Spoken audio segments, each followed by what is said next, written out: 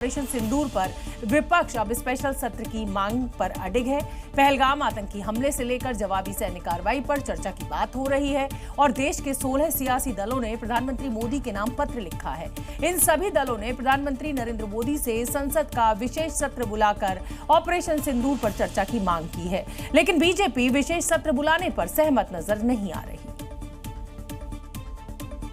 क्योंकि इस सत्र के बहाने विपक्षी नेता सरकार को घेरने की तैयारी में है। उन मुद्दों को संसद में उठाने की रणनीति है जिससे सुरक्षा को लेकर सरकार को चुनौती दी जा सके। ऐसे में इंडिया ब्लैक में शामिल तमाम पार्टियां अब विशेष सत्र के लिए मुखर है और मांग की जा रही है पहलगाम आतंकी हमले पर चर्चा हो। इसके साथ ही राष्ट्रीय सुरक्षा से जुड़े मुद्दों पर चर्चा हो और सवाल पूछे जा रहे हैं, ट्रंप ने युद्ध विराम की घोषणा क्यों की? ये वो तमाम सवाल है जिसे विपक्ष संसद में उठाने की तैयारी में है। इसके ऊपर 16 प्रमुख पार्टियों का हस्ताक्षर है। ये कोई सामान्य लेटर नहीं है। हम प्रमुख अपोजिशन पार्टी है और अपोजिशन पार्टी देश की जनता की असली आवाज है। संसद का सेशन बुलाया जाना इसलिए आवश्यक है कि आप सारी दुनिया को तो बता रहे हैं, लेकिन संसद को और संसद के माध्यम से हिंदुस्तान की जनता को अंधेरे में रखना चाहते हैं। दरअसल केंद्र सरकार पहले ही साफ कर चुकी है, युद्ध विराम में किसी तीसरे देश की मध्यस्थता की पेशकश को ठुकराया जा चुका है। पहलगाम आतंकी हमले का बदला पाकिस्तान में घुसकर आतंकी ठिकानों को तबाह कर दिया जा चुका है, लेकिन विपक्ष को यही जवाब संसद के पटल पर चाहिए और इसीलिए विशेष सत्र की मांग हो रही है, लेकिन सरकार विशेष सत्र के पक्ष में नहीं। और चलिए अब अगली खबर का हम रुख करेंगे। कांग्रेस में एक अलग ही तरीके की कहानी चल रही है और इसका नाम है RRR और इसके किरदार हैं राहुल गांधी, जयराम रमेश और रेवंत रेड्डी। ये वो नाम है जिसे बीजेपी ने अब कटघरे में खड़ा कर दिया है। वजह है SMS वाले फॉर्मूले से इन्हें देशभक्ति का पाठ पढ़ाने की कोशिश बीजेपी कर रही है। विदेशी दौरे पर एक संदेश कांग्रेस नेता सलमान खुर्शीद ने दिया था, जिसे अब बीजेपी ने मुद्दा बना लिया है। कांग्रेस के शीर्ष नेताओं को इसी मुद्दे को लेकर घेरने की कोशिश चल रही है। दरअसल अपने विदेश दौरे पर सलमान खुर्शीद आतंकी मुल्क पाकिस्तान को बेनकाब करने के लिए काफी आक्रामक अंदाज में है, लेकिन उन्होंने घर के लोगों को भी कड़ा संदेश दे दिया है। उन्होंने लिखा, जब मैं आतंकवाद के खिलाफ भारत का संदेश दुनिया तक पहुंचाने के मिशन पर हूं, तो ये दुखद है कि हमारे देश में लोग राजनीतिक निष्ठा को तोड़ रहे हैं। क्या देशभक्त होना इतना मुश्किल है?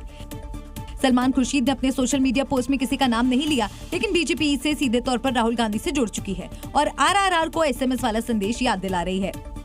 RRR राहुल, रमेश और रेवांत को जो लगातार PPP पाकिस्तान परस्त पलटन की तरह बोल रहे हैं, उनको SMS आया है। S का मतलब सलमान खुर्शीद, M का मतलब मनीष तिवारी और S का मतलब शशि थरूर। इनका साफ संदेश इनको मिला है, आईना दिखाते हुए कि एक तरफ तो हमारे सांसद विदेश में जाकर पाकिस्तान को बेनकाब कर रहे हैं, परंतु दुख की बात यह है कि कुछ लोग देश में बैठकर इसमें सियासत कर रहे हैं। वैसे भारत में राजनीतिक विभाजन कोई नई बात नहीं है, लेकिन जब मौका देश हित का हो, आतंकवाद के खिलाफ हो, ऐसे में एकजुटता की जगह देश की सियासत में सवाल जवाब पर कांग्रेस के कुछ नेता हैरानी जता रहे हैं।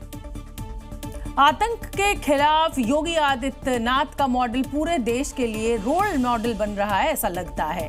यही वजह है कि हर स्टेट एक्शन का यूपी स्टाइल कॉपी करने पर लगा हुआ है। खबर असम से है, जहां के मुख्यमंत्री वैसे तो खुद ही फायर ब्रांड नेता हैं, लेकिन बात जब पाकिस्तान प्रेमियों पर स्ट्राइक करने की आई तो हेमंत बिस्व शर्मा ने भी योगी मॉडल की तरह ही गद्दारों पर स्ट्राइक की,